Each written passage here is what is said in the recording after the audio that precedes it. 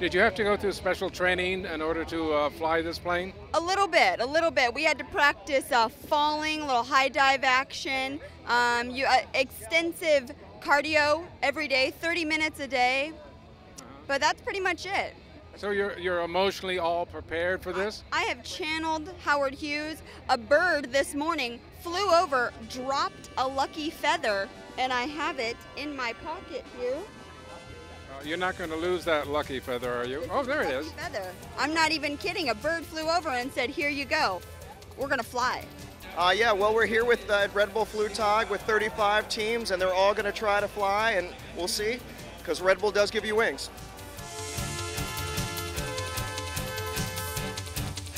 Continuing Out and About's coverage of Red Bull Flugtag, we find ourselves at Rainbow Harbor in Long Beach, witnessing the aerial acrobatics of a group of daring pilots. Well, we started an open application several months back, and we had over 400 applications come in. And so then we sort through those for the ones that are the most creative, the ones that look like they're going to be the safest craft and also feasible to actually create. And then we sort of cull it down from there, and we've got 35 teams here today that have built their crafts that are ready to go. With attendance swelling to over 100,000 visitors and the weather a sweltering 90 degrees, the first entry, the flight of the Spruce Goose 2.0, hits the ramp before crashing spectacularly into the surf, its flight substantially shorter than that of its historic namesake. Each entry found their dreams of flight to be temporary, as craft after craft spent far more time in the water than in the air, including the entry You Can't Fly This, which barely made it off the ramp in one piece before doing a nice backflip into the waters below. The longest flight of the day was titled Peepin' It Real, and its female pilot soared over 90 feet to claim the first place trophy.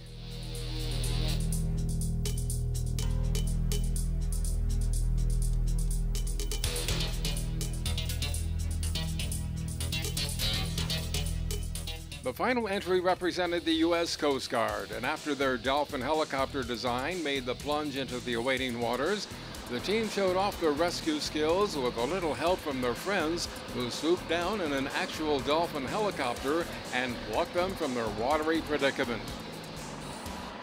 Would you mind telling me why you're all wet? We just participated in the Long Beach Red Bull Flugtag today. We're the very last team to go, and it was awesome. What was that like? It was an experience. We didn't quite know what we were getting into when we first started. We knew it was going to be big, but the butterflies were going when we got up there. But, you know, we're professionals. We know what we're doing. We got in there and got the job done. It was fun. From what I saw, there was an actual rescue earlier, wasn't there? Yeah, well, we tried to launch a new prototype. It wasn't quite ready to go. So, you know, we ended up crashing in the water. But we luckily had our actual H-865 come in and perform the rescue, and they did a great job like they always do. They got the job done. What has been this? What has this been like for you today? It's been amazing. Could never imagine what it was going to be like. It was the whole building time. We had a lot of fun building. We've been working since probably May, every Sunday, coming in for about 6 to 8 hours a day, and put a lot of effort into it. And today was just great. The whole atmosphere, all these people out here were an amazing crowd, and we were just lucky to be a part of it. Well, what was it like in actually spending all your time building, or did you actually build that enormous machine? We built a Dolphin helicopter. The actual helicopter we fly in for LAX for the Coast Guard is called a H-865 Dolphin. So we built a replica of it, took a few artistic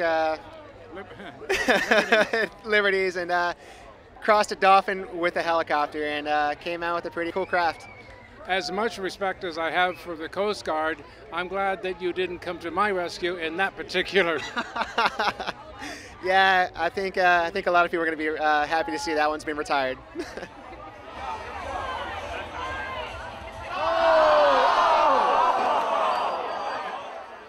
As craft after craft meets its watery fate, environmentalists need not be alarmed.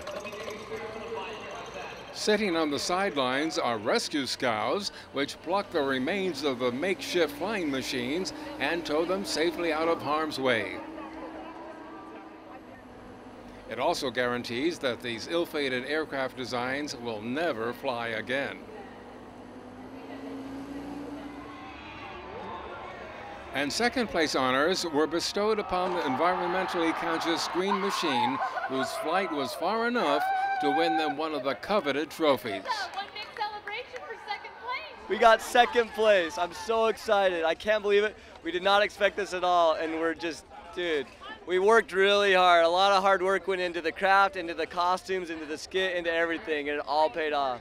Well, you're one happy fella, aren't you? Absolutely. I can't believe this. I'm very excited.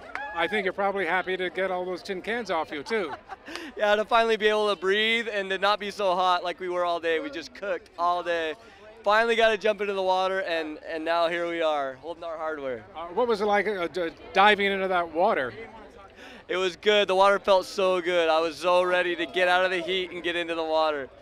No pain, right? A little pain. I dove. I wasn't expecting to dive, but I dove. And so it hurt a little bit, but we're all good. Yeah. You kind of forget about it as soon as you get the hardware.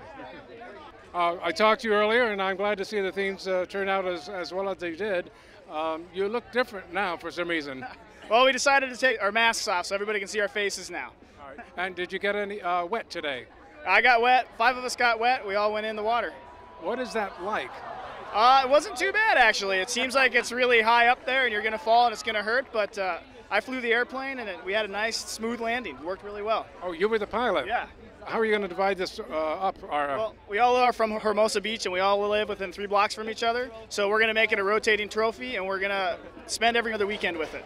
It was actually quite exciting for me. I've never been to anything like this before. Actually seeing somebody forcibly throw themselves off 50-foot embankments just to splash into the water below and ruin months of hard work was just astonishing to me. I loved every minute of it.